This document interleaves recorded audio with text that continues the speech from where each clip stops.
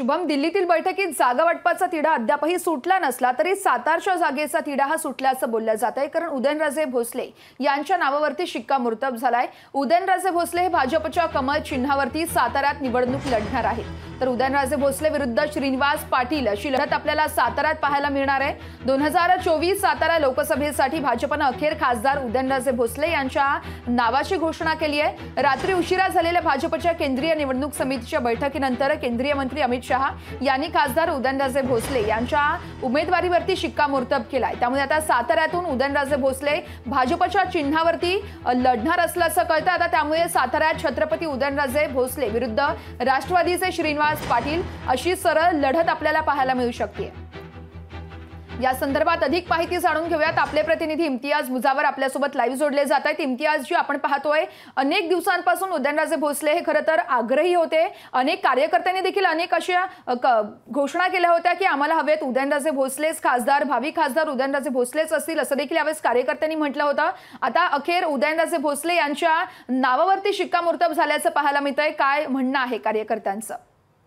नक्कीच वर्षा, सातारा संपूर्ण हा महाराष्ट्रातल्या राजकारणातला एक केंद्रबिंदू आहे आणि पश्चिम महाराष्ट्रातल्या सातारची जागेकडे संपूर्ण महाराष्ट्राचं लक्ष लागून राहिलं होतं। त्याचमध्ये लोकसभेची निवडणूक ज्यावेळी जाहीर झाली, आचारसंहिता जाहीर झाली, त्यावेळी सातारची जागा ही भाजपकडेच असावी असा पूर्णतः भाजपच्या कार्यकर्त्यांकडून मोठ्या प्रमाणात त्या ठिकाणी आवाज होता। उदयनराजे भोसले यांचं पहिल्या दुसऱ्या यादीमध्ये देखील नाव जाहीर झालं नव्हतं। त्यावेळी सातारचे भाजपचे कार्यकर्ते, शिवप्रेमी मोठ्या प्रमाणात त्या ठिकाणी आक्रमक होत असताना ते दिसून आले आणि एकंदरीतच त्यांनी मोठ्या प्रमाणात त्या ठिकाणी उठाव देखील केला।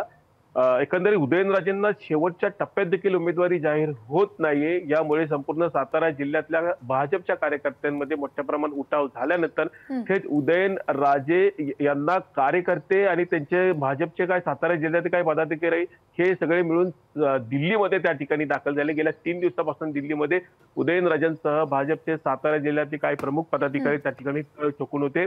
एकंदरीतच 2 ते 3 दिवसापासून केंद्रीय मंत्री अमित शहा यांची भेट घेण्याचा प्रयत्न त्या ठिकाणी होत होता। मात्र आज भेट होणार, उद्या भेट होणार असं पूर्णतः त्या ठिकाणी वेटिंग त्या ठिकाणी उदयनराजे भोसले आणि त्यांच्या कार्यकर्त्यांना त्या ठिकाणी करावं लागलं। मात्र अखेर काल रात्री अमित शहा त्याचबरोबर भाजपचे मुख्य केंद्रातले काही भाजपचे पदाधिकारी यांच्याबरोबर त्यांची बैठक झाली। त्यामध्ये अजितदादा पवार, त्याचबरोबर चंद्रकांत बावनकुळे, उपमुख्यमंत्री देवेंद्र फडणवीस यांची पूर्णतः रात्री 3 वाजेपर्यंत दिल्लीमध्ये बैठक देखील झाली आणि यामध्येच उदयनराजे यांना उमेदवारी काल रात्री उशिरापर्यंत घोषित करण्यात आली होती। तोपर्यंत कार्यकर्त्यांमध्ये कमालीची संभ्रमावस्था होती।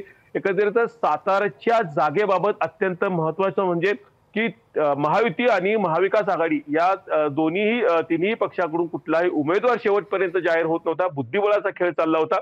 नेमका समोरचा तुल्यबळ उमेदवार कोण याच्यावरच महायुती आणि महाविकास आघाडी हे उमेदवार घोषित करत होते।